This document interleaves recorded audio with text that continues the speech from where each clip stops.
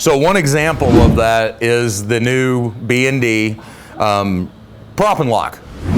You know, we've all for years used the little prop, hood props with a ratchet strap or a bungee cord to prop it in. This takes it to a complete different level. Each one of these holes in it, it's a sectional where you can lock it in place. And when I say lock it, I mean it is locked in place. This side is going to connect into the latch of the hood. This wheel is going to be able to let you tighten it down onto that latch very securely. And then your upper part from your hood will actually lay in this slot with the rod being able to slide down, and as I do this and crushing my finger, but it's going to pull down and tighten that hood down very snugly, very tightly, and it is not going to move on you. If this hood moves with this prop and lock in place, you didn't attach it correctly.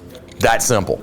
It's heavy duty aluminum. It's, I mean, just beautifully made. The edges are nice and smooth. I don't have to worry about, you know, cuts or scratching anything or marking anything up.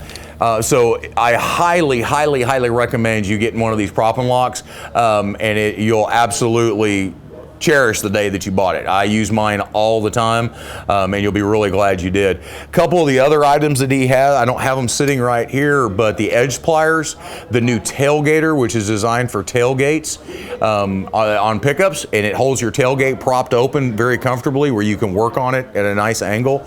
Also, one of the things about this particular tool that James, our other instructor, came up with the other day here, he ran into a situation where there was a sliding door on a minivan that they were having trouble getting the door jammed open correctly in order to be able to work on the door.